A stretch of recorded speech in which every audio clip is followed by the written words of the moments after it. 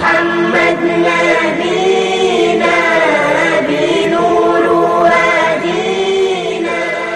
السلام علیکم ورحمۃ اللہ وبرکاتہ. میں مفتی سید فہیم ایک اور ویڈیو کے ساتھ حاضر ہوں. دوستو، اس ویڈیو میں ہم جانیں گے کہ عشرہ ذی الحجہ کی اہمیت، افادیت اور اس کے احکامات. عشرہ ذی الحجہ کو بہت سارے لوگ ایسے ہی گزار دیتے ہیں اور اس عشرے کی اہمیت کو نہیں سمجھ پاتے اور اس کے جو احکامات ہیں ان پر عمل نہیں کر پاتے، جس کی وجہ سے بڑا نقصان ہوتا ہے. تو آئیے اس ویڈیو میں ہم جانتے ہیں کہ عشرہ ذی الحجہ کی فضیلت کیا ہے اور اس کے احکامات کیا ہیں. سب سے پہلے میں آپ کو بتا دوں کہ اللہ رب العزت نے سورۃ الفجر میں قسم کھائی ہے والفجر ولیال عشر.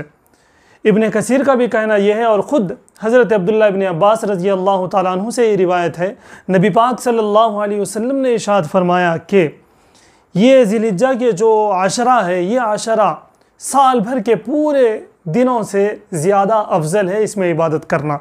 لیکن ابن کثیر نے اس پر کلام کیا اور انہوں نے کہا ہے کہ عشرہ ذی الحجہ جو ہے وہ بہت اہمیت کا حامل ہے، اس میں کوئی شک نہیں ہے، لیکن رمضان کا جو آخری عشرہ ہے وہ عشرہ اس عشرے سے بھی زیادہ اہمیت کا حامل ہے.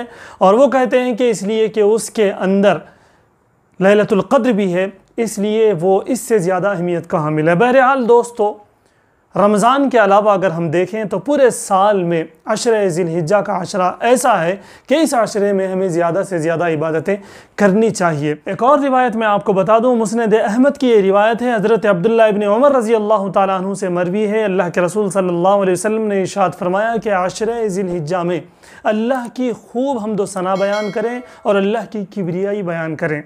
ایک روایت میں یہ الفاظ بھی ملتے ہیں، اللہ کے رسول صلی اللہ علیہ وسلم نے ارشاد فرمایا کہ اس عشرے میں ان الفاظ سے اللہ کی کبریائی زیادہ سے زیادہ کی جائے، یعنی کہ اللہ اکبر لا الہ الا اللہ واللہ اکبر اللہ اکبر وللہ الحمد.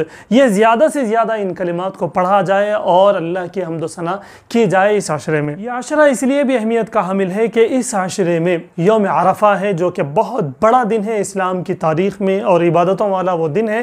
انشاءاللہ اس کے احکامات ہم اگلی ویڈیو میں آپ کے سامنے پیش کرنے کی کوشش کریں گے، لیکن اب یہ ہمیں ذہن میں رکھنا ہوگا کہ اس عشرے میں چونکہ یوم عرفہ بھی ہے، اس لیے بھی اس عشرے کی اہمیت ہے. اور اسی طرح اس عشرے میں ایام نحر ہے، یعنی کہ قربانی کے دن ہیں.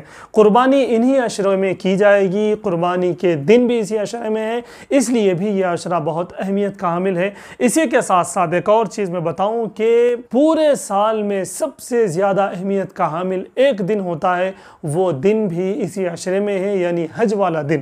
حج جیسی بہترین عبادت اور عظیم عبادت بھی اسی عشرے میں ہے، اس لیے بھی یہ عشرہ بہت اہمیت کا حامل ہے. جب ہم نے جان لیا کہ یہ عشرہ بہت اہمیت کا حامل ہے، تو اب آئیے جانتے ہیں کہ اس عشرے میں کریں کیا. سب سے پہلی چیز ہمیں اس عشرے میں کرنے کی ہے وہ یہ کہ ہم اس عشرے میں زیادہ سے زیادہ روزے رکھنے کی کوشش کریں، اس لیے کہ اللہ نے خود کہا ہے کہ میں خود روزے کا بدلہ ہوں.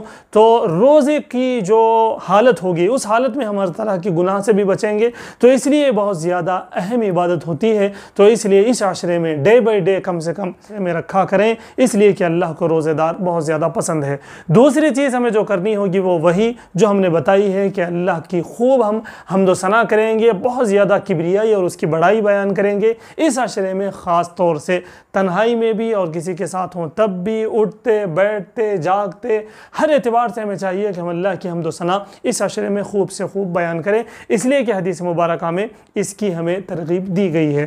تیسری چیز جو ہمیں ان حالات میں کرنے کی ہے وہ یہ کہ ہم زیادہ سے زیادہ ہم اللہ سے استغفار کریں، توبہ کریں اور اپنے گناہوں پر روئیں اور اللہ کو منانے کی کوشش کریں.